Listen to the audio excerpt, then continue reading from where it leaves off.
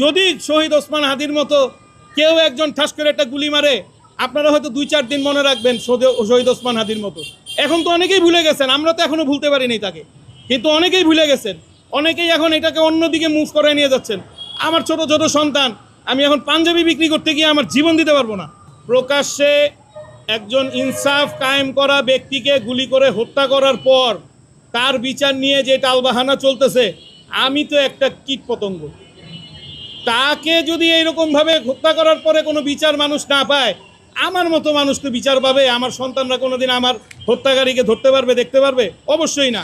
তো জীবন অনেক মূল্যবান। ব্যবসা এটা না করলে অন্য কিছু করব, বিদেশ চলে যাব, বিদেশে গিয়ে ব্যবসা বাণিজ্য করব, কিন্তু জীবন একটাই। আমার এই জীবন আমি এই সিন্ডিকেটের কাছে শেষ করতে আমি রাজি না। ভিডিওটা শেয়ার করে সবাইকে দেখার সুযোগ করে দেবেন ইনশাআল্লাহ।